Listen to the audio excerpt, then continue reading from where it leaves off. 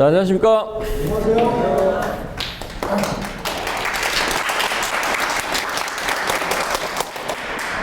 지금 보신 영상은 담수, 고여있는 물 연못으로만 지금 과정을 보여준 겁니다.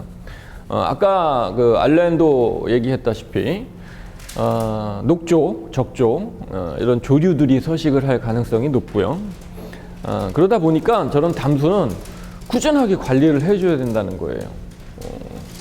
또 하나는 저 물이 아무리 관리를 하더라도 썩습니다. 담수는 어쩔 수 없이 썩어요.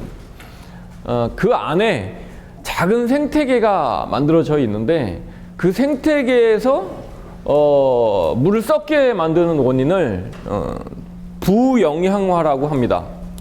부영향화라고 하는데 우리가 자연계에서 잎이나 부산물들이 연못으로 떨어지게 되잖아요. 그러면 이제 그게 가라앉습니다. 침전물이 되겠죠. 거기서 이제 부식이 일어납니다. 물론 그 바깥에 노지에 햇볕과 바람을 맞을 수 있는 것보다는 부영향이 늦게 옵니다. 어떤 거는 빨리 올 수도 있어요. 근데 좀 늦게 옵니다. 늦게 오는 과정에서도 침전이 자꾸 쌓이니까 맨 밑에부터 썩게 들어갑니다. 그래서 우리가 또랑물 같은 거 발로 옛날에 밟고 휘저으면 처음에 볼 때는 깨끗해 보이는데 발로 휘저으면 막 냄새 막 올라오는 그런 이유죠. 그게 이제 사실은 부식이라고 하는 게 미생물들이 먹을 수 있는 영양분을 섭취하는 과정에서 썩는다라는 표현을 우리가 하게 됩니다. 동물이 사체로 썩게 되면 그 안에 그걸 먹기 위해서 구더기 같은 것들이 덤벼들고 그 과정에서 이제 썩는 거, 그거를 다른 분야별로 이제 뭐 채소들이 썩는다거나 뭐 이런 것들도 보면 그 안에 보이지 않는 미생물들, 작은 생물들이 그걸 먹는 과정에서 우리가 썩는다. 그걸 이제 부식이라고 얘기합니다. 다시 말하면 미생물들이 먹을 거리가 있다면 썩는 겁니다. 영양이 과하거나 영양이 없게 되면 문제가 되겠죠. 없다면 당연히 너무 없다면은 생물이 살 수 없으니까 생태계가 이루어질 수 없으니까 문제가 될 것이고 너무 많다면 부영향화가 일어나는 거죠. 그래서 꾸준한 관리가 필요한 거예요. 아까 담수 같은 경우 계속 아마 저런 담수 같은 경우는 이제 저게 안정화, 이제 자리 식물들도 자리 잡히고 물도 어느 정도 이제 안정화가 되게 되면 굉장한 번식이 일어날 거예요. 식물들도 번식이 많이 일어날 것이고 녹조, 물대 이런 것들이 막 생겨나면서 자기들끼리 그 생태계 유지를 하면서 각각의 식물들마다 각각의 살할 수 있는 기간이 있잖아요. 하다못해 나무를 보더라도 나무 잎이 잎 하나가 살 수 있는 시간, 기간이 있단 말이죠. 그 낙엽이 지는 거죠. 그게 또 썩기 시작하고. 다시 말하면 계속 관리를 해줘야 된다는 얘기입니다. 안정화가 되고 나면 한 달에 한 번씩 계속 청소를 해줘야 된다는 거죠. 네, 남자가 부지런해야 돼요. 저런 집에서는. 네. 그래서 제가 말씀드렸던 게 밑에 퇴수구, 배수구가 있어야 되고 또 하나는 원류구, 물이 넘쳤을 때 넘어갈 수 있는, 또 하나는 물을 공급해주는 입수구, 연못이 있다면 지금 그 담수 말고 생태연못, 실제 생태연못이라고 합니다. 그걸 갖고 그 안에 생태계와 유지가 우리가 인위적인 유지 관리를 많이 하지 않아도 그 생태계로서 자연적인 쳇바퀴 돌듯이 돌아가는 시스템을 갖고 있는 연못을 생태연못이라고 얘기하는데요. 그래서 제 전공 분야입니다. 생태연못의 원리를 기본적으로 좀 설명을 드리면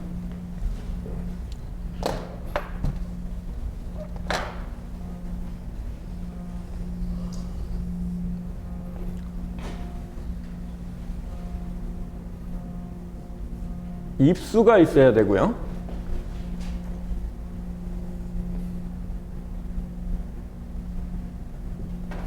물 워터 레벨, 수면의 높이라고 얘기합니다. 폐수구가 있어야 되고요.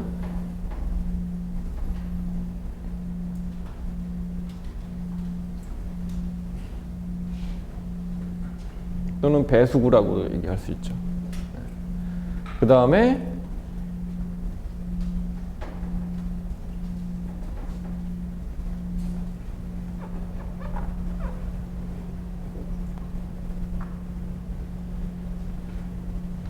원류구. 네. 이걸 이제 오버플로우라고 얘기하는데.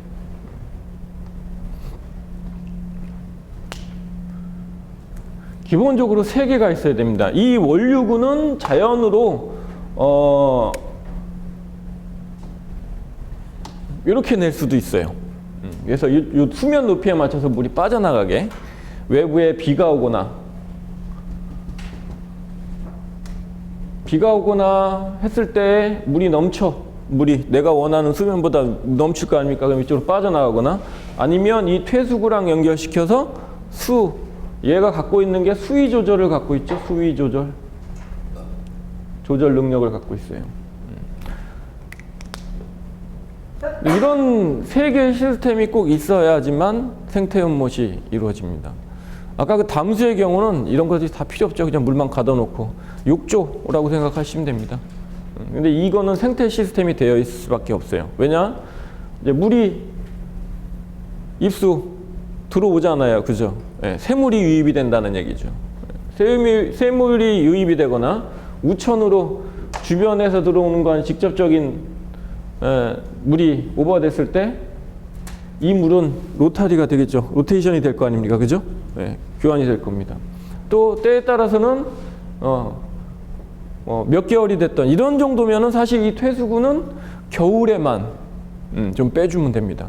또 이게 깊이가 워터레벨의 높이가 90cm 이상이다.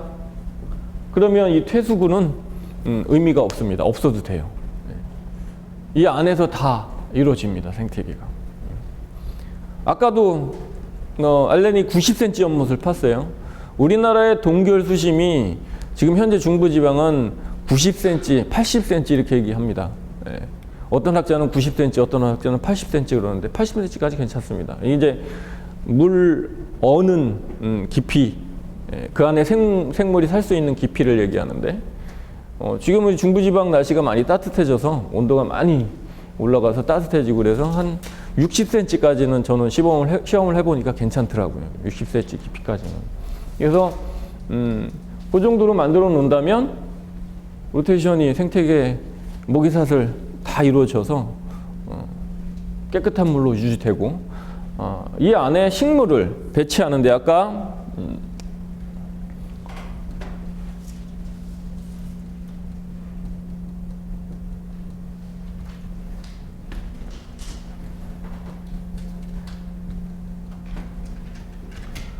아까 알렌이 얘기를 했었는데 식물은 세 가지로 분류할 수 있습니다. 수중식물 내지 부유식물. 부유는 떠 있는 식물 얘기하는 거죠. 수련 같은 거. 수중식물 안에 크는 식물들. 수중에서 크는 식물들이 뭐가 있을까요? 네? 아니, 수중식물. 물 안에서 크는 애들이에요. 물이 부유가 아니고 수중식물. 물이끼. 예, 그것도 해당되고. 또 뭐가 있을까요? 말. 아니요, 그건 수변식물이고. 예. 물 속에 사는 식물들이 여러 가지가 있어요. 그죠? 예. 수중식물, 부유식물, 그 다음에 수변식물. 수변식물은 뭐가 있을까요? 방금 전에 말씀하셨는데 아이리스류, 예. 부들, 그렇죠. 예. 부들, 갈대, 예. 창포, 예. 꽃창포, 붓꽃. 아이리스가 붓꽃입니다. 우리가 붓꽃이라고 하는 걸 아이리스류라고 합니다. 예. 수변식물. 예. 그 다음에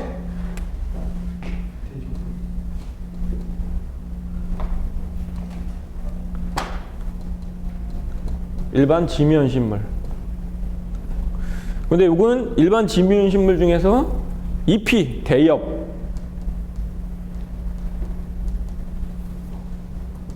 잎이 큰 식물. 요 삼박자가 맞아야 돼요.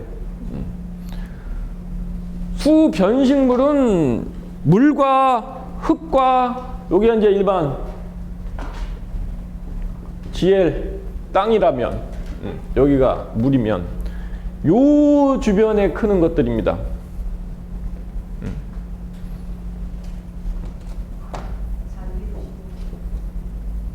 잔디도 심을 수 있죠. 2번, 1번, 3번 이렇게 되겠네요. 그렇죠? 수중식물, 부유식물은 뭐 우리 흔하게 아는 연꽃류, 수련, 연꽃, 어리언, 뭐 가래, 생이가래, 또 마름, 뭐 많죠? 네, 그런 것들이 수중 부유식물이고요. 아까 말씀드린 것처럼 말이라든가 이끼, 물이끼 뭐 이런 것들도 다 해당이 될 것이고, 이런 것들이 이 안에서 생태적으로 원활하게 생태 환경을 유지할 것이고, 수변식물은 이 친구들은 얘네들은 물을 깨끗하게 만들 수 있는 역할은 할 수 없습니다. 물론 아예 없는 건 아니고요. 프로테이지로 치면 얘네들은 한 10% 정도밖에는 역할을 못합니다. 나머지 물을 정화시키는 애들은 바로 수변식물이 하는 겁니다. 네.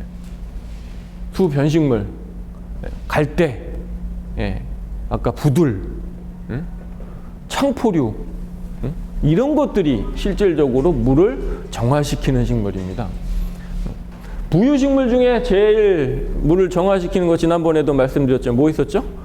불애옥잠 이런 것들, 마름 이런 것들도 굉장히 그 역할을 하고 있는데, 그런 것들 수변식물 이런 것들은 물을 정화시키는 역할을 한다. 아까 얘네들은 뭐라 그랬어요? 알렌이 부유식물은 그늘을 만들어줘서 부영양을 저지시켜 준다고. 자, 지면식물, 요거는 대부분 보면 대엽을 쓰는 이유가 물 안은 얘네들이 그늘을 만들어 줄 수가 있어요. 그죠? 근데 물 밖에서, 물 여기서 가까운 데에서 물 주변, 물이요. 우리 선생님들 저수지 같은 데 가 보시면은 얕은 쪽에 물을 손을 갖다 대면 여기는 따뜻해. 그죠? 깊은 쪽엔 차죠. 왜 그래요? 아니지. 깊이에 따라서 온도가 낮아지고 얕은 데는 그만큼 햇볕에 의해서 물이 데워지기가 쉽기 때문에 여기가 부영양화 또는 물이 부식될 수 있는 가능성이 더 많다라는 얘기예요. 높다라는 얘기입니다. 그래서 이쪽 물가에 그늘이 있어야 된다는 얘기죠. 그것이 바로 이 지면식물, 대엽식물들이 하는 역할입니다. 전체는 아니래도 아까 알렌이 얘기했어요. 3분의 1 정도의 부유식물이 연못을 차지하고 있다면 그 안에 그늘을 어느 정도 제공해줘서 물이 썩는 걸 방지해준다고. 물가 주변에도 역시 대엽식물을 심는다면 역시 또 그만큼 가려준다는 얘기죠. 그래서 이런 것들이 좀 맞아야 됩니다. 또 하나가 있는데요. 아주 중요한 겁니다. 수중에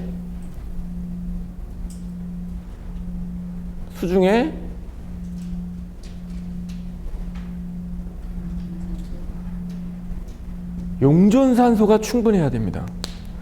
흐르는 물은 썩지 않는다. 그런 말 들어보셨잖아요. 그죠?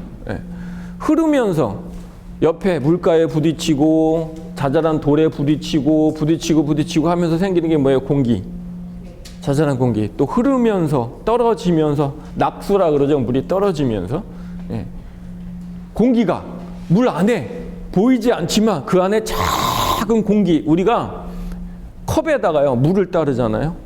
물을 또르륵 따르면 그 안에 공기하고 같이 들어가죠. 그래서 형광등 불빛이나 이렇게 밝은 쪽에서 이렇게 보면 그 안에 공기가 막 돌아다니는 게 보입니다. 근데 그거를 놔두잖아요. 시간이 지나면 그 공기가 안 보입니다. 같은 원리죠. 물을 흐르게 만들어주면 그 안에 용존산소가 충분합니다. 그러면 이 안에 식물계 말고 동물계, 곤충이라든가 수소곤충이라든가 또는 어류 같은 것들이 있다면 그걸 먹고 살 수 있다는 얘기입니다. 고기가 숨을 안 쉬는 거 아니잖아요. 그죠? 아가미 호흡을 하는 거잖아요. 그죠? 수중에 떠다니는 공기를 먹어요. 그 아가미 호흡을 하는 겁니다. 공기가 있어야 돼요. 공기가 없으면 살 수가 없어요. 물은 깨끗해 투명한데 고기가 없는 데가 있어요. 그게 용존산소가 없기 때문에 고기가 못 자라는 겁니다. 또는 온도에 물이 너무 차가워서 물이 너무 뜨거워서 생명체가 살 수 없는 거예요. 일반적으로 우리가 생태 연못을 만들어 놓고 그냥 놔두면은 이 안에는 우리 온도, 공기 주변 온도하고 같은 온도를 갖고 있을 텐데 생명체가 살 수 없는 상황이 아니잖아요. 살 수 있는데. 그런데 생명체가 살지 못한다. 이거는 용존산소가 없기 때문에 그렇습니다. 생태 연못이라면 이 안에 용존산소가 충분해야 됩니다. 네, 그러면 용존산소를 있게 하려면 식물들이 공기를 산소를 내뿜는 식물들, 얘네들 다 공기를 내뿜어요. 이거 갖고는 부족하거든요. 이거 갖고는 부족합니다. 그래서 나온 게 뭐냐면 입수할 때 물이 공급되는 입수하는데 고기들이 비 오는 날 물 위로 올라와서 튀거나 그러는 이유가 바로 공기를 먹으려고 그러는 거예요. 네. 공기를 인위적으로 여기 공기를 집어넣을 수 있는 방법이 뭡니까? 입수할 때 입수구를 좀 높게 달아서 여기에 물을 튀게 만들어 주는 겁니다. 그래서 얘 높이를 못해도 30cm, 50cm 정도 너무 높이면은 또 너무 많이 튀기고 구덩이가 파여질 수도 있고요. 또 유속이 빨라져서 너무 많이 퍼지기도 하고 이 수변이 깎이기도 하고 하니까 30에서 50cm 정도 띄워놓고 물하고 갇혀온 면에다가 돌을 하나 이렇게 놔주는 겁니다. 그러면 여기서 튀어서 옆으로 튀겠지, 그죠? 그러면 공급 면적이 넓어지는 거죠. 네. 우리가 일반적으로 생태계를 봐. 우리 산속의 계곡 같은 데에서 떨어지고 하는 물들 보면 마지막 떨어지는 데 보면 돌이 하나 그 밑에 받치고 있어요. 시간이 오래 지나서 그게 깎이는 면도 보이고 또 시간이 또 지나면 그 깎이는 거는 퇴화되면서 다른 게 대체하고 하면서 물이 튀기게 돼 있어요. 그렇죠? 아주 높은 폭포는 폭포 그 위에서 떨어지는 낙수 그 힘으로 퍼지기도 하겠지만 기본적으로 작게 돼 있는 데는 그 밑에 뭐 돌 하나 있는 게 자연계란 말이죠. 일석이조잖아. 자연처럼 보여지면서 용존산소도 공급해준다. 네. 굉장히 중요한 겁니다. 또 하나 이것도 할 수 없는 여건이라면 여기에다가 뭘 설치해요? 불어와. 우리 어항을 한번 보세요. 어항에 보면 거기 물방울, 공기방울 올라오는 거 설치해 놓잖아요. 그죠? 산소 공급기라고 해서. 네. 우리 목욕탕에 앉아갖고 그 온탕에 있으면 부르르 올라오는 걸 부러워라 그러잖아요. 그죠? 아무 생각 없이 우리 그냥 거기 허리 갖다 대고 막 몸 갖다 대고 엉덩이 갖다 대고 막 이러면서 거기서 쉬고 있지만, 예. 그런 것들을 여기다 설치하는 겁니다. 예, 골프장에 가면 연못이 있죠? 네. 그 연못에 보면은 우산분수 켜놓은, 보셨죠? 그게 바로 용존산소 공급하기 위해서 그게 못으로 해놓은 거 아닙니다. 네. 그 연못이 유지를 하려고 하다 보니까 공기가 없으면 물이 녹조가 나올 것이고 하고 썩어 나갈 거니까 그걸 방지하기 위해서 우산분수를 거기에 설치하는 거예요. 우리 부유섬 있잖아요. 네, 우리 연못 큰 거 뭐 저수지 같은 거 인공저수지 크게 많은 우리 주변에 여기 있나요? 네? 네, 일산 호수공원 같은 데도 중간중간에 보면은 부유섬 만들어 놨습니다. 그 부유섬이 여러분 눈에는 잘 보이지 않는데 그 밑에 불어와가 들어가 있어요. 네, 모터가 들어가 있습니다. 그 태양열로 작동하는 겁니다. 영구적으로. 그래서 그 밑에서 계속 이렇게 돌아가면서 그 안에 공기를 공급을 해줘요. 네, 그런 것들이 있기 때문에 용존산소를 공급해 주니까 유지관리가 되는 거죠. 이런 것들이 있어야 됩니다. 지금 요거만 맞춰 놓으면은 거의 유지가 됩니다. 물론 이쪽에 이런 데는 이제 걸름망, 여곽이라고 그러죠. 걸름망, 여기도 거의 여곽에 걸름망 설치해 주고 여기에 밸브를 하나 달아서 닫아줘야 되겠죠. 연못 주변에, 인공연못 주변에 가면은 한 2, 3m짜리 긴 장대에 부속 같은 연장 같은 게 하나 이렇게 숨겨져 있어. 주변에 찾아보시면요. 걔가 바로 이걸 잠그는 역할을 하는 도구예요. 길게 되어 있습니다. 그리고 잠궈요. 얘는 잠궈 놓으면 안 되겠죠. 물이 오버되면 항상 나가야 되는 거니까. 얘는 필요할 때마다 잠궈야 됩니다. 근데 이걸 이제 뭐 자동으로 또 하는 경우도 있어요. 컨트롤 박스가 있어서 컨트롤 박스에서 버튼 하나 딱 누르거나 아니면 뭐 조절 레버를 돌려서 자동으로 전동 밸브를 달아서 전동으로 잠그고 열고 하는 시스템도 있고. 이천에 가면 이천 테마공원이라고 있습니다. 하수종말 처리장인데 똥, 인분, 축분 처리하는 하수종말 처리장인데요. 그게 이제 10여 년 전부터 그 혐오시설 그래갖고서는 냄새도 주변에 엄청 많이 나오고 그래서 그거를 이제 환경 개선 해갖고 전국의 하수종말 처리장을 공원화 사업을 10여 년부터 지속해 왔는데 제가 한 4군데 우리나라에 한 4군데 시도 하수종말 처리장을 만들었는데 그 하수종말 처리장은 깨끗한 그러니까 인분이나 축분, 뭐 오수 뭐 이런 것들을 받아서 그거를 깨끗하게 만들어서 퇴비로 만들고 나머지 침전물 이런 것들은 생태계로 내보내 개천 옆에 있어서 개천으로 내보낼 수 있는 시스템을 갖고 있는데 깨끗해야 될 거 아닙니까? 그래서 그 물을 내가 나가기 전에 물을 연못에서 식물이나 물고기를 키우고 그 물을 방류시키는 그런 시스템으로 만들었어요. 그 성공 사례가 이천에 있는 이천 테마공원인데 거기가 위성 도시예요. 일종의 그 하이닉스 때문에 주변에 굉장한 그 위성 그 조그만한 도시들이 읍단위들이 생겨났는데 그 주변에 굉장히 많아요. 공장 단지 엄청 많고 그래서 유동 인구도 엄청 많은 데인데 인분 축분이 엄청 많아요. 거기 또 축사들도 엄청 많고 그래서 그런 것들 거기서 나오는 인분 축분들을 모아서 처리하는 사업소라 양이 엄청 많거든요. 그래서 부지도 굉장히 넓고 그러는데 바로 옆에 개천이 또 큰 게 지나가요. 복화천이라고. 계속 그 복화천이 우리 어렸을 때는 그 복화천에서 피레미 잡고 그랬습니다. 피레미 숙놈이 여름에 보면 얘네들이 막 날치처럼 날아다녀요. 그걸 불거지라고 그러나 불긋불긋하게 무늬도 있고 지느러미도 꽤 굉장히 멋있게 나오는 놈들인데 그 튀겨 먹으면 참 맛있거든요. 우리 어렸을 땐 그거 모래바닥 진짜 한 30cm, 50cm 정도밖에 안 되는데 막 뛰어댕기면 걔네들이 막 튀어 도망가느냐고. 예? 발로 막 차고 모래밭으로 차서 그거 막 잡고 그랬었는데 고등학교 대학 다닐 때 가니까 물이 막 냄새 주변 축사 우사에서 나오는 그 물과 사람들 버려지는 그런 것 때문에 생태계가 완전히 파괴됐습니다. 그러고 나서 개천복원 사업이 시작이 됐고 후에 개천복원 사업은 했는데 물이 계속 들어오는데 원인을 파악해 보니까 축사 우사에서 나오는 것과 퇴비 뭐 나오는 거 그 다음에 제일 큰 문제가 축산 그 다음에 그 사람 인분 처리장에서 나오는 폐수가 가장 큰 원인이다. 이게 그냥 방류가 되고 비가 오면 넘어서 나오고 하는 것들이 그냥 나오게 되는데 이게 생태계에서는 걔가 먹잇거리거든요. 똥 이런 것들이 다 먹잇거리잖아요. 얘네들이 미생물들이 또는 그 상위 단위의 생물들이 너무 많아진 거야. 그러면서 배설물 많아지고 하면서 아까 얘기했던 부영향가 이루어진 겁니다.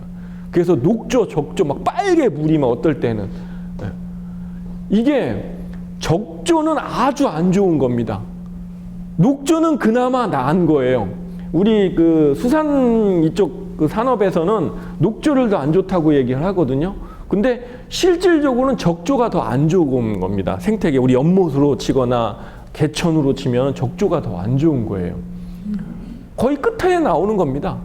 굉장히 안 좋은 거죠. 그런 것들이 부영양화 때문에 이루어지는데 뭐 생물들이 먹을 것들이 너무 많아서 생겨나는 문제인 거죠. 먹을 것들이 많으면 그게 또 썩고 그 썩은 물에 내가 살 수 없게 되는 게 되는 거고 내가 싸는 배설물에 이런 것들이 많이 생기면서 생태계가 파괴가 되는 거죠. 이 연못을 기초로 한다면 이런 연못을 옥상이 됐던 테라스가 됐던 아니면 뭐 우리 정원이 됐던 사실 인공지반에도 이거 만들 수 있잖아요. 꼭 흙이 아니라고 하더라도 인공적으로 외국에서 미국이나 독일에서는 이렇게 생긴 구멍이 하나 있고. 그러니까 욕조라고 보시면 되는데 욕조가 까만색으로 틀이 잡혀 있는 걸 라이너라고 합니다. 그거를 전문 용어로 라이너라고 하는데 라이너를 판매해요. 1m, 1m, 2m, 2m짜리 크기며 해갖고 뒤집어 놓으면 꼭 섬 같아. 예, 작은 섬 같은 건데 바로 넣으면은 움푹 들어가 있는 함지 같은 형태로 돼갖고 굉장히 큰 것도 있고 그러는데 지금 양재동 같은 데 가면은 거기에 그 가데나 용품 우리나라 가데나 수입하는 그 대리점이 하나 있습니다. 한국 총판 대리점이 있는데 거기 가면 라이너가 제가 한 2m, 2m짜리 거기서 판매하는 걸 봤습니다. 한 40만 원 정도 하는데 땅을 파서 그걸 그대로 앉혀놓는 거죠. 방수를 안 해. 아까 영상에서 본 것처럼 방수포를 쓰지 않고 그걸 그냥 바로 묻어서 쓰는 건데 배관만 연결하고 그런 것들도 간단하게 쓸 수 있어요. 연못에. 옥상 같은 데 적용하기 아주 편하죠. 저는 그 SK 그 사옥 옥상에다가 예전에 제가 적용을 한번 한 적이 있었는데 그거를 거기다 적용을 해서 했었어요. 네. 이제 땅으로는 밑으로는 들어갈 수가 없잖아요. 건축물 슬라브가 있으니까. 그래서 그걸 그냥 놓고 주변을 올린 겁니다. 그래서 사람 높이에서 보면은 한 우리 넓적다리 높이 정도의 연못이 있어요. 시각적으로는 내려보는 거니까 문제가 안 되죠. 그 주변만 올라가 있는 거니까. 그래서 사람들이 신기하게 생각을 했었어요. 어떻게 연못이 떠 있다라는 그런 좀 신기한 느낌을 주기에도 만들어 봤는데 가능한 거예요. 테라스에도 가능한 거. 어디든 다 가능합니다. 이런 인공 연못이. 원리만 안다면, 이 원리만 안다면 가능해요. 입수 같은 경우 요건 이제 기술적인 배관 기술 같은 기술이 좀 필요한데 한 라인에 하나 라인을 또 연결합니다. 그래서 여기는 새물, 상수가 됐든 상수도가 됐든 지하수가 됐든 지하수가 됐든 연결을 해놓고 여기는 이 연못에서 모타를 하나 달아서 돌게 만드는 거죠. 물이. 그리고 여기다가 센서를 하나 다는 겁니다. 수위가 떨어지면 자동으로 새물이 공급되게. 예. 그러면 간단한 문제입니다. 요거를 센서를 다르라 그러면은 야 전자 센서야 뭐 어떻게 설치해야 돼 이러는데 요런 건 센서가 아니고 실제로 마른 센서인데 인공지능으로 만들 수 있습니다. 우리 옛날에 화장실 반수세식이라고 왜 그 쭈그려 앉아야 되는데 여기 뒤에 옆에 앞에 이런 거 잡고 다녀서 물 쫙 나누고 이 위에 물통 하나 있어요. 그죠? 그 위에 물탱크 위에 그거 잘못되면은 물벼락 맞아요. 그죠? 몇 번 나도 맞아 봤는데. 물벼락 맞습니다. 그 위에를 자세히 보시면 볼탑이라고 예, 불에가 하나 달려 있고요. 불의 꼭대기에 물이 여기에 연결이 돼 있어요. 예, 그래서 얘가 물참에 올라가니까 이게 잠기는 거죠. 예, 요거를 여기에다 설치를 하는 겁니다. 예. 그러면 자동으로 공급이 됩니다. 이거 연결 안 해도 되죠? 물이 자동으로 이쪽으로 공급이 되는 거예요. 예. 이런 원리를 이용한다면 물이 여름에 비가 안 오고 갈수기 때 자동으로 물 공급되고 그죠? 예, 물 회전이 될 거 아닙니까? 그쵸? 이런 원리를 이용한다면 굳이 이걸 전자 시스템이나 뭐 어떤 센서를 달지 않아도 물 공급, 물 순환하는 거 여기에서 모터를 하나 달고 수중 못 하겠죠, 당연히. 우리 한일자동 펌프 꺽다리하고 홀쭉이 저기 누구지 걔? 이름 옛날 분들이라 제가 이름이 기억이 안 나. 서수나무 하청에 갖고 뭐 펌프 선전하고 선풍기 선전하고 하시던 분들 그 회사께 우리나라는 제일 좋습니다. 외국 거는 좋은 게 엄청 많은데 비싸거든요. 예, 비쌉니다. 그 제일 용량 작은 거가 있어요. 제일 용량 작은 거 한 요만해. 진짜 요만해요. 목욕탕에서도 쓰고 저희 집은 사우나를 해서 목욕탕 청소할 때 쓰는데 그걸 갖고 수중 펌프라고 그러는 걸 쓰는데 얼마 안 해요. 그거를 여기다 하나 설치해 놓습니다. 그러고 나서 이걸 전기를 끌어서 거기에다가 이마트 같은 데나 홈플러스 같은 데 가면은 이렇게 생긴 거 있어요. 여기가 이 반대편에 이렇게 돼지코가 달려 있고 여기가 시계처럼 생긴 게 여기 붙어 있습니다. 자기가 원하는 시간에 타임을 맞춰 놓으면 작동이 되는 거예요. 이게 침봉 타이머라 그러는 건데, 이거를 콘센트에다 꽂아버리고 벽 콘센트에 꽂고 여기에다가 또는 여기에다가 이 돼지코를 여기다 꽂아 놓으면은 내가 원하는 시간만 이게 작동하게 되는 거예요. 요거 10,000원에서 20,000원, 비싼 건 한 20,000원 하고, 싼 거는 한 10,000원 정도면 사더라고. 이걸 바로 여기다 꽂아 놓으면 이 펌프 내가 껐다 켰다 안 해도 지가 알아서 이거 밤에 집 옆에 연못 만들어 놓고요. 저거를 만약에 밤중에도 계속 켜놓고 있으면 마누라가 짜증낸다. 자면 저기 시끄럽다고. 짜증내겠죠, 그죠? 계속 나오고 전기요금도 많이 나올 것이고, 그죠? 보지도 않고 뭐 경관적으로 그걸 뭐 볼 필요도 없는 새벽 시간에도 계속 돌아가야 되는데 낮 시간만 아니면은 사람들이 왕래하는 시간에만 이거를 돌아가게끔 내가 원하는 시간대에 타임을 하루에 뭐 10번도 더 만들 수 있고 20번도 더 만들 수 있고 5분 켰다 5분 꺼지고 5분 켰다 5분 켜지고 할 수도 있고 내 마음대로 다 조정할 수가 있어요. 침봉이 보통 5분은 아니고 15분 단위로 아마 끊겨지는 겁니다. 그 침봉이 15분 단위로 응? 예, 10분 단위 10분 단위로 끊겨지는 건데 10분 들어오고 10분 꺼지게 할 수도 있고 내 마음대로 조정할 수 있어요. 하루 10분 단위로 쪼개놓은 24시간을 내 마음대로 몇 회에 걸쳐서 만들 수 있는 침봉 타이머가 싼 게 옛날에 그거 되게 비쌌었어요. 간판 하시는 분들이 간판 타이머로 썼었거든요. 그때는 그거 하면 뭐 5, 6만 원 뭐 하나 부속 그랬었거든요. 근데 지금 기술들이 좋아져갖고 10,000원짜리도 그렇게 만들어 쓰고 있습니다. 제한은 있습니다. 물론 이 그 모터가 크다면 얘 갖고 용량이 안 되기 때문에 더 큰 걸 써야 되는데 일반적으로 쓰는 그 3상이 아니고 이상 260V 이하 되는 것들은 간단하게 쓸 수 있습니다. 360V는 못 써요 그거 갖고. 근데 이건 쓸 수 있습니다. 그래서 이거 갖고만 쓴다면 충분히 내가 원하는 시간대에 우리가 이제 8시부터 일상생활을 한다면 저녁 6시까지 또는 저녁 한 8시까지 내가 원하는 시간대에 이거를 작동하게끔 한다면은 충분히 또 그 정도면은 여기 용존산소 충분히 공급이 되고요. 그래서 이렇게 생체 연모 시스템을 만들어 놓는다면 이게 그렇게 어렵지 않아요. 해보면은 어렵지 않습니다. 어느 정도 그러면 이게 좀 길긴 하지만 지금 담수가 아닌 생태 연못은 이 안에도 또 이거 말고도 몇 가지가 더 들어가야 되는 상황이 있어요. 이거만 한다면은 몇 박 며칠 해도 이게 사실은 모질라요. 근데 기본적인 연못, 작은 연못으로 기준한다면 이 정도만 해놓는다면 거의 뭐 관리를 거의 안 해도 됩니다. 이게 담수라고 하는 거는 물이 고여 있는 거는 어쩔 수 없습니다. 그건 방법이 없어요. 단지 거기에 전기나 다른 외부에서 어떤 에너지를 공급해야 되느냐 말아야 되느냐 그게 이제 또 하나의 숙제죠. 그래서 나온 게 태양광을 이용한 에너지로 돌리는 거 뭐 이런 것들 그다음 식물을 이용해서 덜 썩게 만들어주는 거 식물이 공기 정화식물 뭐 이런 것들이 얼마나 있느냐에 따라서 이런 연구밖에 없고 이제 전문가들이 해야 될 부분이고 여러분들이 느끼시기에 또 보이시기에 여러분들 수준에서는 그 방법까지는 없다고 일단은 보시는 방법밖에 없을 것 같아요. 처리하는 방법도 있잖아요. 식물을 사는데 수소곤충이나 얘네들이 사는데 계속 약을 쓴다. 있어요. 네, 있어요.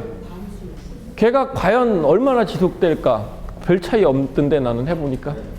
네. 물은 한 번에 일시적으로 깨끗하게 만들어 주거든요. 약품이 그렇죠? 네. 또 안정화라는 게 있어요. 물의 안정화. 우리 어항에 처음에 물을 받아놓고 그 안에 고기를 키우게 하기 위해서 집어넣는 미생물이라고 있습니다. 미생물, 박테리아 집어넣는 거 아시죠? 2가지 성분을 집어넣어야지만 그 안에 안정화가 돼서 생명체가 살 수 있는 그런 부분도 있고 일반적인 연못은 관계없어요. 근데 고여있는 어항처럼 그 고여있는 물에는 그런 약품을 미생물을 집어넣어야 되는 것도 있고 뭐 하여튼 그렇습니다. 아까 엘로디아 심으면 네. 다 엘로디아만 심을 거야? 그렇죠. 한계가 있다니까 식물 한 종만 심을 수는 없는 거예요.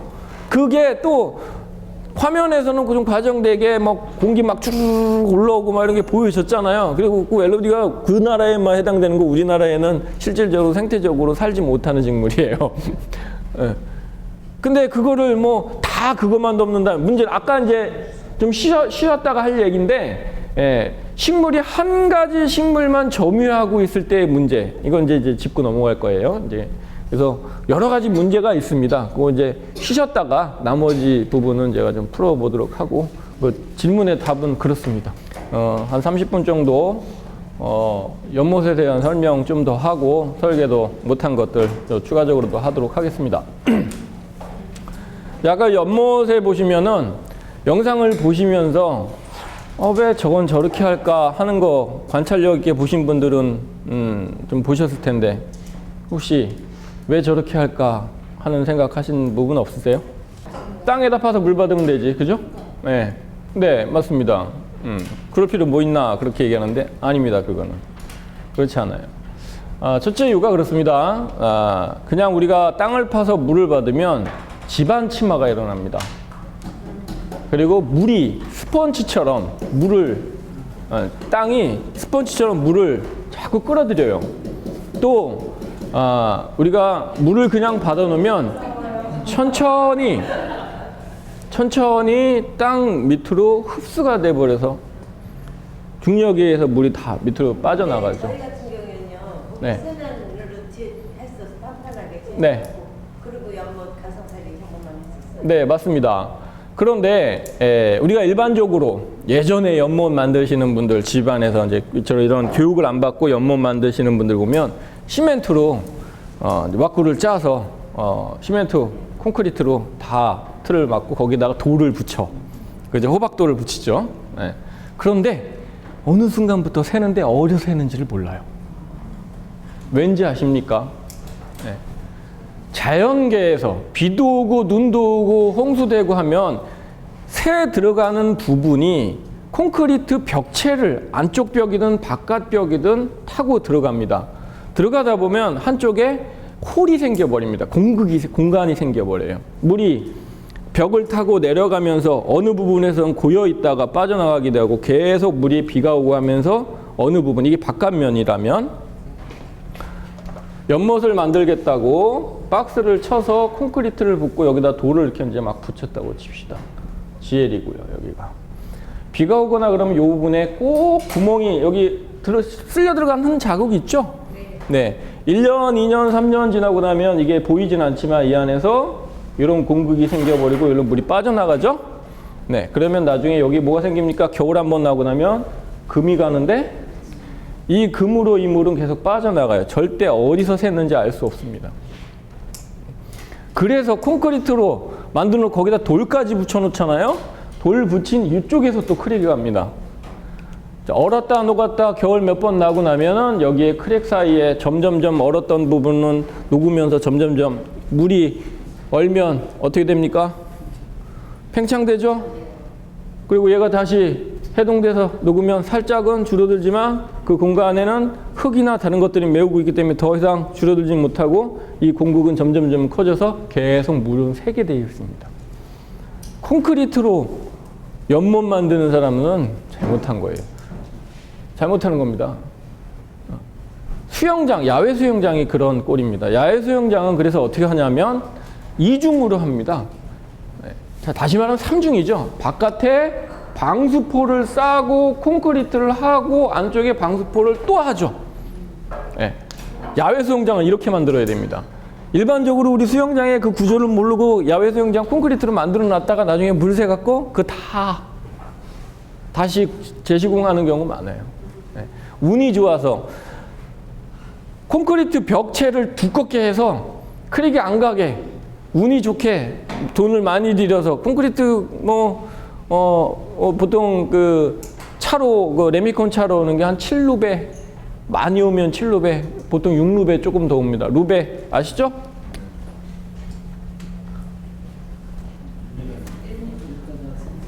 네, 1m 1루베잖아요. 그죠? 많이 와야 콘크리트 레미콘 오면 7루베 오는 거죠? 맞습니까? 네. 6루베, 항상 6루베에서 조금 더 넘어서 들어. 그 무게 잴 수도 없고 그렇기 때문에 레미콘 회사에서 항상 그 정도만 오거든요. 보통 일반적으로 야외 수영장 하나 만들려면 한 10루베 정도 들어갑니다. 야외 수영장 좀 조금 넉넉한 거, 뭐 가정주택 뭐 이런 데에서 뭐 굳이 후 불어갖고 만드는 그 튜브 형태 그거면 되지 굳이 큰 거 없잖아요. 대부분 보면은 별장에서 대가족 또는 놀러 가는 사람들이 쓰는 수영장을 만들려면 한 10루베 정도 들어가는데 비용이 장난 아니에요.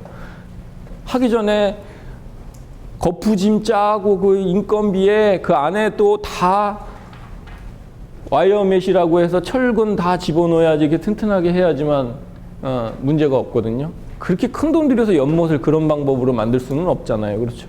방수포가 제일 난 거죠. 그래서. 방수포는 안 썩어요? 네, 안 썩는 겁니다. 고무 재질이고요. 예, 네, 저 사람이 얘기한 그 방수포는 좀 얇은 건데 우리가 난지도에 가면 이 방수포를 씁니다. 난지도에 세 겹으로 그 겹이 예전에 제가 한 번 말씀드렸던 것 같은데 난지도에 방수포를 세 겹으로 쓰고 있는데 인장 강도가 10cm, 10cm인데 30cm가 늘어나는 겁니다. 두께가 0. 몇 밀인데, 예, 0.3mm인가 그런데 0.25mm, 뭐 3mm, 뭐 그게 이제 두께에 따라서 틀려지는데 그 정도로 강한 능력을 갖고 인장 강도가 큰 그 방수포를 쓰게 되거든요. 연못 만들 때 일단 우리가 일반적으로 0.3mm짜리를 씁니다. 지난번에 화성호상 교육청 얘기 드렸었죠? 거기에도 그 방수포를 썼거든요. 썩지는 않아요. 썩지는 않아요. 근데 아까 우리 저쪽 선생님이 그냥 땅 파서 물 받으면 되지 이렇게 얘기합니다. 우리 논바닥에 그냥 논바닥이죠. 논바닥에 물 대서 그냥 받잖아요. 그죠? 네. 물 따로 안 받으면 하루 이틀이면 거북이 등짝처럼 갈라지잖아요. 갈라지잖아요.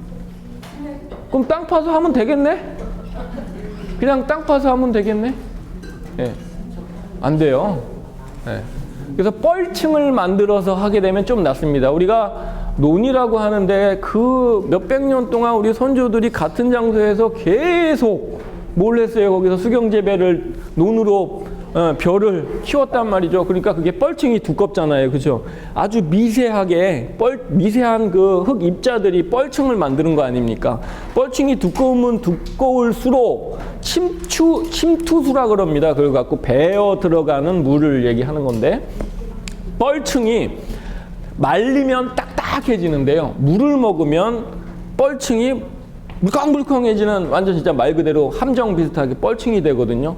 그러면 이게 이제 우리가 논으로 치면은 논에 바닥에 보면 아주 고운 뻘층이 있고 그 밑에 더 고운 뻘층이 있고 그 다음에 모래류가 깔리게 됩니다. 이건 자연계에서는 그렇게 됩니다. 그리고 나서 조금 더 큰 덩어리들 그래서 땅을 파보면 처음에 뻘층이 나오고 그 밑으로 점점 큰 덩어리들이 나옵니다. 하다못해 비가 오고 비포장도로에 비가 오고 난 다음에 물이 고이는 웅덩이가 이렇게 생기죠. 그죠? 길가에도 많이 그런 게 생깁니다. 그거 이렇게 지켜보고 있다 보면은 물이 증발되고 나면 뻘층이 일어납니다. 거기 밟으면 어떻게 돼요? 뻘층이 여기 달라붙고 그 달라붙은 밑에는 모래가 있다는 걸 느끼실 겁니다.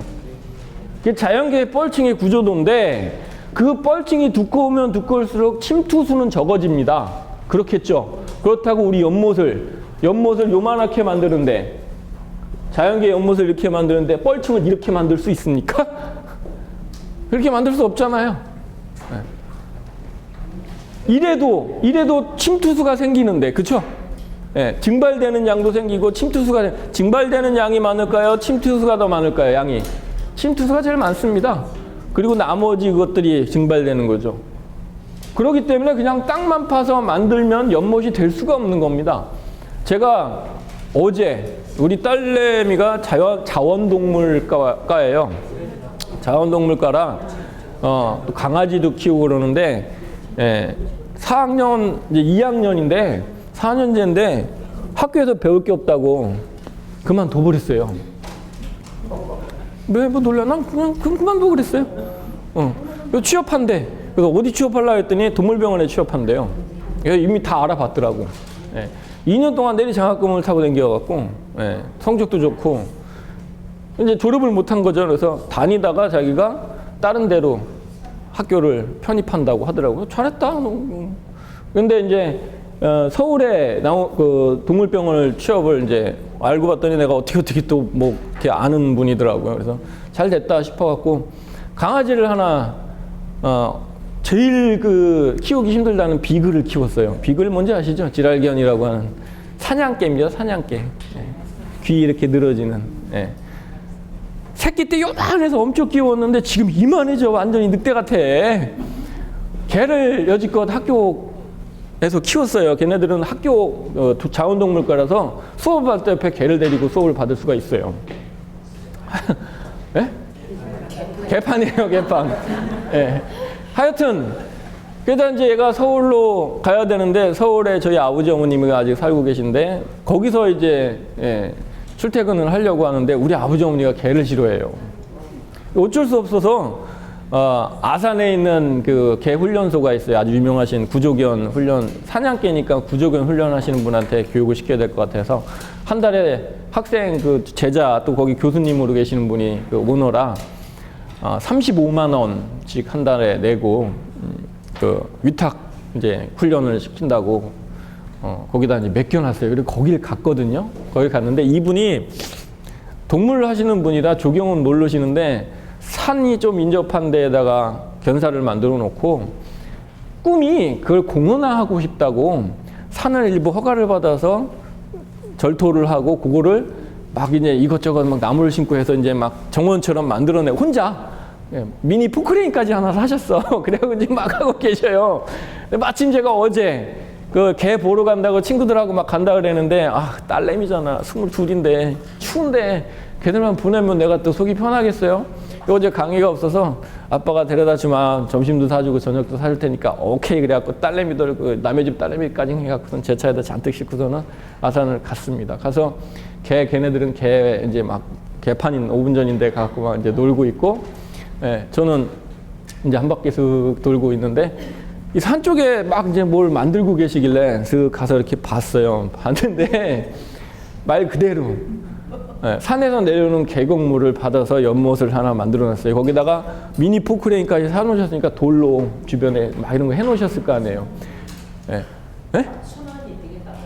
순환은 되지. 자연 생태 연못이니까 순환은 됩니다. 그런데 물량이 내려오는 양만큼이 안 되니까 빠져나가는 양이 더 많은 거예요. 거기에다 바닥은 지금 말씀하신 대로 콘크리트를 해놨어요. 바닥은. 옆에는 바닥만 콘크리트 까는 거 쉽잖아요, 그거. 그죠? 레미콘 반차 불러갖고서는 밑에다 그냥 묶고 정리만 하면 밑에 땅 구덩이만 파갖고 해놓으면 밑에는 콘크리트 깔릴 것이고 옆에 돌로만 쌌죠. 예. 얼마나 쉬워. 좋습니다. 그랬는데 물이 없어. 물은 계속 나오고 있는데 지금 뭐예요? 겨울이죠. 흐르는 물 양이 적잖아요. 고기가 거기다가 또 비단잉어까지 이만한 거를 넣으셨어. 예. 안정화가 되기 전입니다. 콘크리트 밑에다 깔아놨는데 얘가 독성이 있어요, 없어요? 제일 먼저 나타나는 증상, 죽지는 않아요. 고기가 죽지는 않습니다. 색이 다 탈색이 돼버립니다. 비단잉어가 비단 색깔을 놔야지.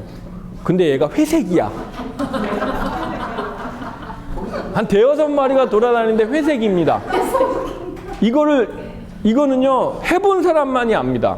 비단잉어를 콘크리트 구조체에 만약에 얘가 가둬놓잖아요. 독이 나가기 전에 가둬놓잖아요. 얘가 다 탈색돼 버려요. 그리고 얘가 희마리가 하나도 없어. 그런데다가 내려오는 물량보다 배수대는 옆으로는 나갈 거 아니야. 밑으로. 이게 또 방수 시멘트, 레미콘으로 불렀으면 절대 방수 시멘트 아닙니다. 그렇겠죠? 그러니까 배 들어가는 양 장난 아니겠죠? 예.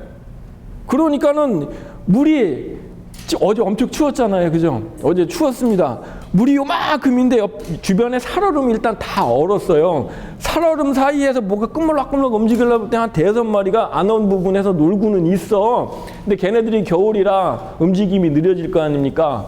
그런데 다 회색이야. 거기다 물 깊이는 이 정도밖에 안 돼. 이만한 것들이 물 깊이 이런 거에서 자기 몸보다 조금 더 넓은 그 폭을 갖고 있는데 걔네들이 얼마나 더 살겠냐. 그래서 제가 고기 언제 풀었으며 이거 언제 했으며 다른 직원들한테 물어봤더니 이제 1-2달밖에 안 됐다는 거죠. 그거 어떻게 유지가 되겠냐고요. 유지 안 됩니다. 한다고 막 하셨어. 거기다가 그 아산 지역은 그래도 좀 여기보다는 따뜻하잖아요.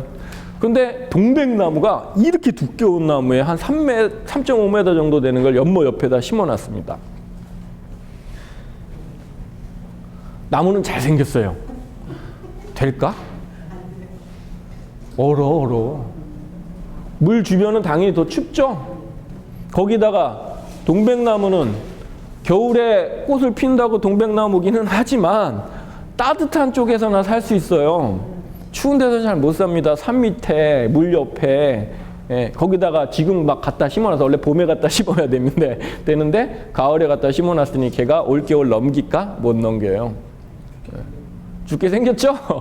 예, 죽게 생겼습니다. 거기다가 동백나무는 화렵수입니다. 상록 화렵수. 얘가 연못 옆에다 심어놓으면 이 잎은 분명히 연못 안으로 떨어집니다. 그러면 상록 화렵수는 그 안에 갖고 있는 게 유지분이에요. 수지분이 아닙니다. 그렇죠? 유지분은 썩지를 않아요. 잘. 그러니까 얘가 물 안에 떨어지면 치우기 전까지는 아주 천천히 오랫동안 물을 썩게 만드는 원인이 되는 거죠. 예, 소나무도 역시 마찬가지입니다. 연못 주변에 소나무를 심어 놓으면 예, 하나 두 개는 괜찮아. 근데 주변에 너무 소나무를 많이 심으면 소나무 잎이 연못 안으로 들어갑니다. 그래서 우리 계곡 같은 데 보면 소나무들 막 있고 그런 데 보면 소나무 잎은 멀쩡하게 떠다니고 얘가 그러니까 물이 흐르는 곳을 막기도 하고 막 이러잖아요. 그죠?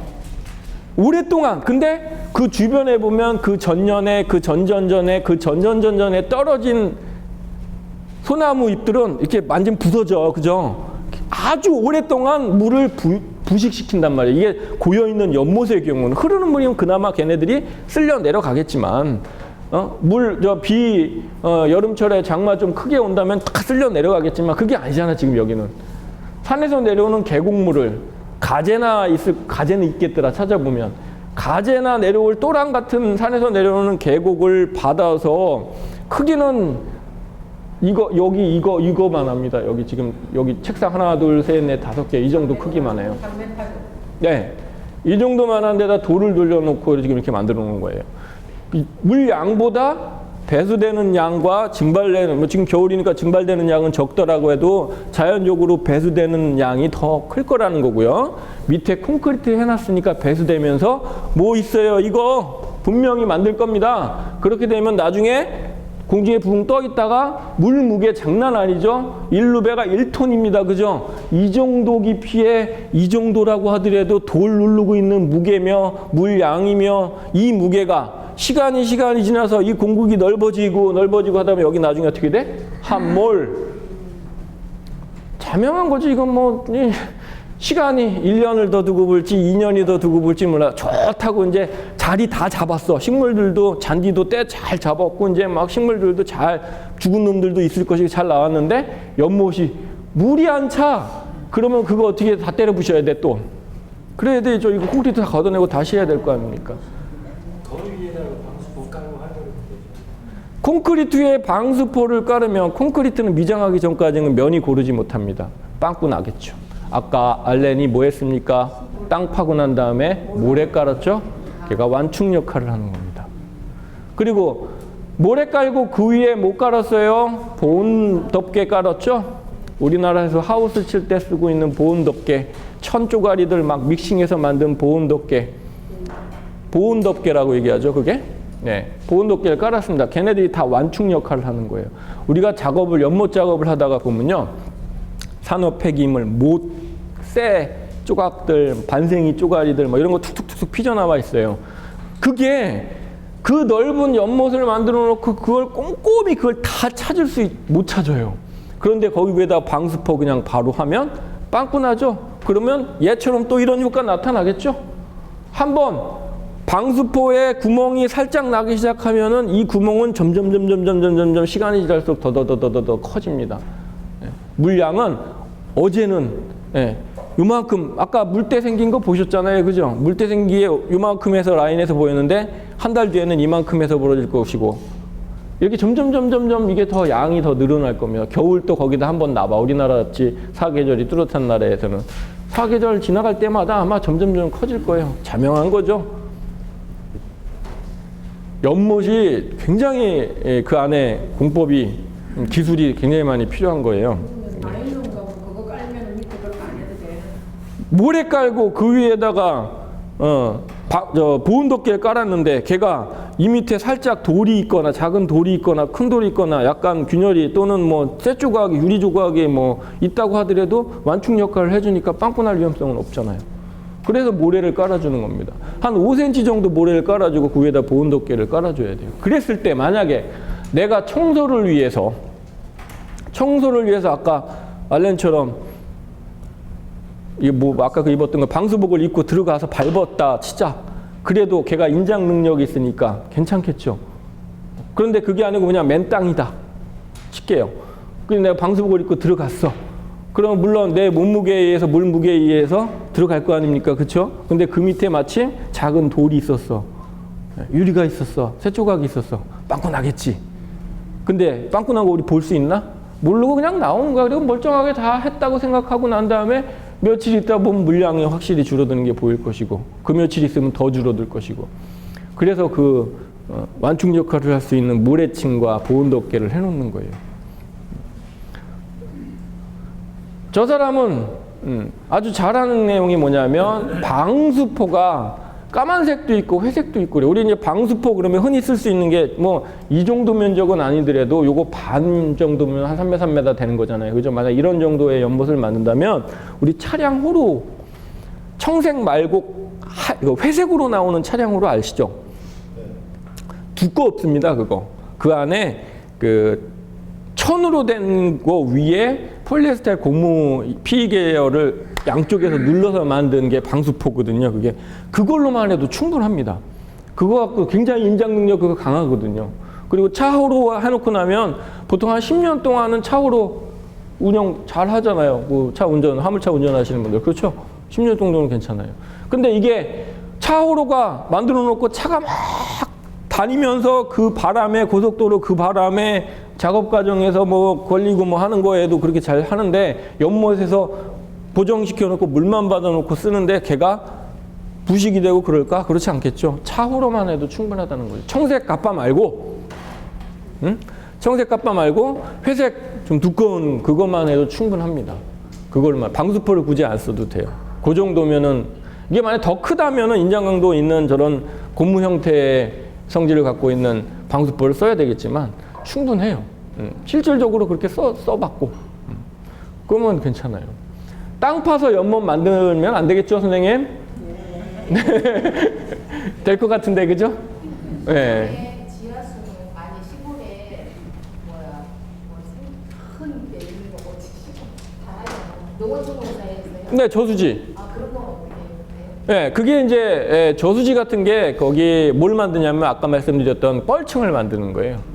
사실은 생태 연못이 뻘층 구조를 만드는 게 가장 좋은 방법이거든요. 자연적으로 방수충이 만들어지는 건데 그래서 예전에 혹시 여기 그 시골 사시는 분 보셨는지 모르겠는데 옛날에 저수지를 만들 때 땅을 파놓고 가둬놓고요. 주변에 논에서 뻘층을 다 화물차로 그 덤프로 이동해하고 그거를 쳐요. 붓고 덜 차지게. 그래서 뻘층을 만드는데 그 뻘층 구도가 못해도 50cm는 돼야 됩니다. 그래서 나온 문제가 시간이 지나서 지금 노후화된 저수지 지금 안전 문제 나온 게 바로 그 문제죠. 언젠가는 걔가 수명이 다 되기 때문에 그런 거예요. 그런데 만약에 지금 여기 수원에 그 1월공원이라고 있는데요. 1월 저수지가 있습니다. 지방공사에서 만든 건데 거기는 방수포로 만든 거예요. 방수포로. 근데 거기는 계속 유지되고 그 당시에 제가 알기로는 뭐 또 한 40년, 50년 된 걸로 알고 있는데 거기 만들어 놓은 지가 연못을 그 저수지를 만들어 놓은 데가 근데 아직까지도 물량이 줄지 않고 계속 유지되고 있거든요. 그러니까 안전 점수에도 최고 등급을 받았고 근데 지금 지방에 있는 저수지 거의 뭐 80%가 다 지금 당장은 아니라도 몇 년 뒤에는 보수를 해야 될 정도로 안전 위험성이 있다고 다 지난번 TV에서도 나왔었잖아요. 그죠? 한번. 무너진 데도 있고. 물을 가지고 연못을 만드는데 배수구도 만들어야 돼요. 배수구가 아니고 원류구. 지웠네? 원류구. 원료구만 예, 원료구만 만들면 됩니다. 그럼 배수를 할 필요 없죠. 원료만 만들어줍니다. 주면은 뭐 위에 내려오는 물이 옆으로도 퍼질 것이고 아래로도 퍼질 거고 사방으로 퍼질 거 아닙니까? 이게 물량이 로테이션하고 필요 없는 물이 나가죠. 그게 원유구, 물이 넘어간다 이런 뜻이니까. 그러면 회전이. 우리가 옛날에 한번 생각해 보세요. 우리 강이나 바다 주변에서 우리가 놀았잖아, 그죠? 그러면은 우리 땅을 모래를 파갖고서는 구덩이를 하나 만들어 놓잖아요. 그런데 처음에 물을 맞으면 거기 흙 때문에 지저분하죠. 그걸 막기 위해서 주변에 하나 라인을 이렇게 틀어놓죠. 나가는 라인 하나 만들어 놓죠. 그럼 금방 깨끗해졌던 기억 나실 겁니다. 원리랑 똑같은 거예요. 그게 원유구야. 그게 그 원유구입니다. 네, 원유구만 있습니다. 산에서 내려오는 계곡 자연물을 받아서 입수를 만들게 된다면 원유구만 만들어 놓으면 됩니다. 그 영상에 설명이 빠진 게 있었는데 연못의 또 하나의 문제가 뭐냐면 아까 부영양화 얘기했었던 거랑 연계가 될 텐데 부영화가 뭐라 그랬습니까? 미생물들이 먹을 게 너무 많아서 만들어지는 거라 그랬죠. 그죠? 네. 그게 어떤 환경적인 여건에서 그 양이 늘어나는 겁니다. 조류가 대부분 그런 온도가 너무 따뜻해서 걔네들이 번식할 수 있는 여건이 너무 좋아서 걔네들이 과번식된 게 조류예요. 그렇죠? 네. 그래서 거기다 뭐 합니까? 덜 자라게 하려고 황토 갖다 뿌리잖아. 그죠? TV에 많이 나옵니다. 네. 그런데 연못에서 문제가 뭐냐면 식물들이 너무 많이 번식을 한다는 거예요. 부두를 심어놓고 갈대를 심어놓고 연꽃, 수련을 심어놨는데 얘네들이 너무 많이 번식을 하는 겁니다. 그래서 부영화가 지속되거나 아주 심하게 한 계절에 특히 여름에 많이 일어나는 거죠. 그래서 그거를 계속 관리를 꺼집어내야 돼. 아까 알렌도 그랬잖아요. 결론은 연못 치료사 해갖고서는 다른 영상 비슷하게 만들어서 얘기는 했지만 결론은 뭐예요? 관리를 꺼집어내야 된다잖아요. 그래서 제가 생각한 게 뭐냐면 아까 알렌이 이용한 건데 바구니 형태로 번식을 시킨다는 거죠. 번식이 덜 된다는 겁니다. 만약에 땅에다 그걸 심어놓게 되면 땅으로 긴 번식을 하거나 그죠? 뿌리 번식을 해서 계속 일어날 건데 망사 화분을 만들어서 그 안에 집어넣었으니 옆으로 번식은 못하고 흙이 아니고 그 밑에 뭐예요? 다 방수포였잖아요. 그죠? 흙이 아니잖아요. 그죠? 우리 보여지는 거는 사실 그게 보이지 않아요. 식물로 자갈로 깔려있기 때문에 그게 보이지 않지만 식물은 거기서 살 수 있는 여건이 안 되는 거니까 덜 번식되는 거죠. 그래서 아까 바구니를 이용한 겁니다. 바구니에 돌 놨던 건 아까 걔가 설명했죠. 쓰러질까 무게중심을 위해서 무겁게 하기 위해서 그런다고. 그리고 또 식물이 자랄 수 있는 흙은 만들어놨지만 흙이 나중에는 꾸정물 될까 봐 그 위에다가 작은 자갈을 깔아서 꾸정물 안 되게. 이게 물은 유속이 있기 때문에 작은 유속에도 흙탕물로 돼버리거든요. 그러다 보니까 그걸 막기 위해서 자갈로 위에서 막아버린 거죠. 근데 그렇게 한 겁니다. 바구니의 이유가 그거였었어요. 덜 번식시키게 하기 위해서. 그 부분만 흙을 받아갖고 연못을 만들 때 알렌이 어떻게 만들었나요? 연못을 만들 때? 구조를? 2단으로 만들었죠, 이렇게. 그쵸? 이거를 1단으로 만들어 놓고 여기다 흙을 이렇게 받아. 가능하겠죠? 그런데 여기에다가 식물을 심었어? 그럼 얘가 여기 나중에 빽빽하게 찰 거 아닙니까? 네? 그래서 그렇게 안 하고 2단으로 만들어 놓고 화분 형태로, 망사 화분 형태로 여기다 식물을 심어 놨으니 여기서밖에 번식이 안 될 거야. 덜 되는 거지. 내가 원하는 또 번식이 자기들끼리 경쟁을 하면서 세력이 센 놈이 세력이 약한 놈을 밀어내서 그 놈만 전멸이 되는 거죠. 아까 수종식물 중에서 공기정화식물이라고 그것만 심어놓으면 어떻게 돼요? 여기 다 그것만 자란다니까? 그러면 다양화가 되지 않기 때문에 여기는 생태계가 지속될 수가 없어요. 식물, 수소곤충 여러 가지 생태계가 다양하게 돼서 그 어우러짐을 만들기 위해서 여러 가지 식물을 심어야 되는데 그 중에서 번식을 덜 하기 위해서 바구니를 사용했다 이겁니다. 좋은 방법이에요. 나중에 문제가 생기더라도 흙을 퍼내지 않고 식물만 드러내거나 또는 식물이 너무 과다하게 컸다. 바구니만 꺼집어내서 솎아주기를 해주고 다시 그 바구니 집어넣으면 거기서 또 이거 몇 년에 한 번씩 하면 될 겁니다. 그렇죠? 이런 방법 쓴 거예요. 그럼 거기 뭐 인력이 계속 투입되고 자금이 계속 투입되고 해야겠네. 아니, 내가 진짜 정원을 갖는 그 순간부터 난 죽었다 해야 되는데. 정원을 갖는 즉시 난 죽었다 해야 되는데, 가능하다면 지속적이면서 관리를 덜 할 수 있는 방법으로 만들어야 되는 겁니다. 안 할 수는 없어요. 안 하고 어떻게 그걸 쩡글대는 거 뻔히 보이는데 안 할 수는 없습니다. 연못에 얘도 그렇습니다. 잘 만들어 놨는데 저를 가능한 한 손을 안 대려면 생태 연못을 만들어야 되는 거고, 생태 연못을 만드는데 제가 여러 가지 조건들을 얘기했는데 그 조건을 갖추고 있다면 1년에 한 번, 2년에 한 번만 손보면 될 건데 그렇게 안 하고 담수만 만들어 놓고 알렌이 말한 저런 연못 담수에 그냥 물만 받아놓고 식물만 심어놓으면 물을 청소를 해줘야 된다든가 부산물들을 꺼집어내야 된다든가 이런 것들을 계속 해야 될 겁니다. 그렇겠죠. 예. 아마 지금 알렌이 만들어 놓은 저런 연못이라면 한 달에 한 번, 두 달에 한 번, 못해도 석 달에 한 번은 관리를 해줘야지만 저기 유지관리 될걸요. 난 죽었어 해야지. 우리 집에 있는 전봇대들을 갖고는 안 된다니까. 절대 안 돼요. 근데 제가 아까 말씀드린 것처럼 생태 연못을 만들어 놓고 손이 덜 가게 만들어 놓는다면 제가 볼 때는 뭐 1년에 한 번, 2년에 한 번, 그것도 안 하면 안 되지. 그것도 안 하면 진짜 안 되는 거죠. 제가 우리 바깥에서 실습할 때도 그랬습니다. 1년에 한 번, 2년에 한 번 손댈 건데, 손대면 되는 건데, 그걸 계속 손을 댈 수 있다는 겁니다.